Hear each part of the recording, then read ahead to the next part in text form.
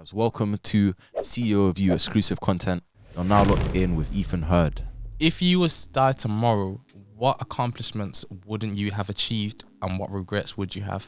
I wouldn't have accomplished having an impact on a global level, kind of creating something for my family, a foundation for my family is a big thing for me, so I wouldn't have accomplished that. And regrets I would have is I would feel like I could have done more to do it in a short amount of time, essentially. Because at the end of the day, we all don't know how much time we have, so I would have been thinking, what could I have done more? What could I have done to achieve my goals before I've got that voice? No, it's mine, I don't mind now. Is what you do for selfish reasons or selfless reasons? So selfish or selfless, I would say it's a combination of the both. I have to make a living for myself. I have to make money for myself.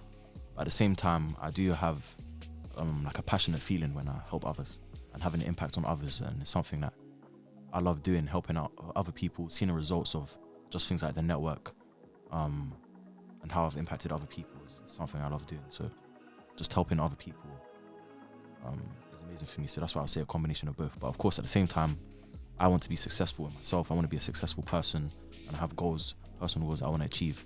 So in that situation, I would interpret that as, I guess you could say, selfish.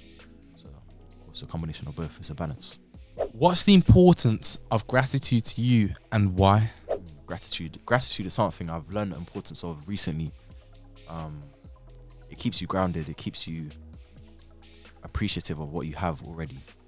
So it's kind of the mechanism of looking down rather than looking up all the time.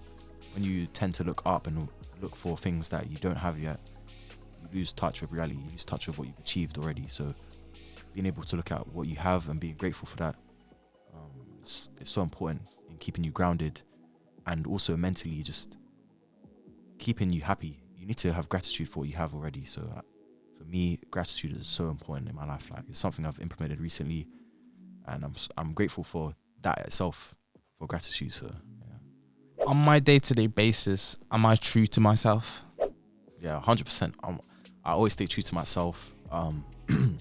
If I think I'm not going to do something, or I think, oh, this task I'm going to procrastinate, I'm true to myself and then I act on that. So I'll say I'm likely to procrastinate if I say I'm going to do this later. So let me just get out of the way now. Let me do the uncomfortable thing.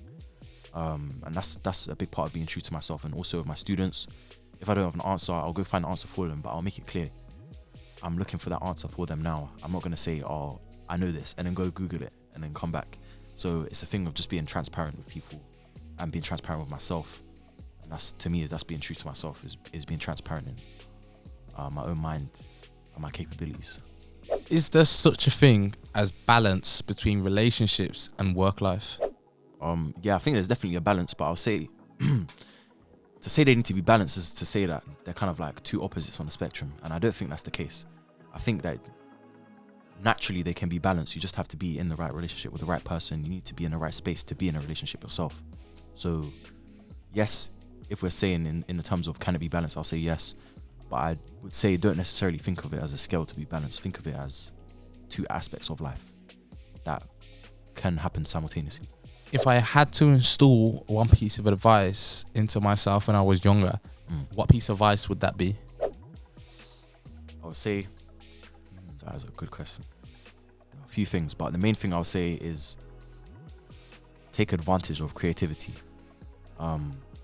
Creativity is what sets you apart from other people, and by kind of investing in that and feeding into your own creativity, it just becomes easier to think of new ideas, to create new opportunities for yourself and other people and the people that you care about. So just my advice to myself would be take advantage of that creativity, use it to help yourself, use it to help others, and always compound that creativity as well.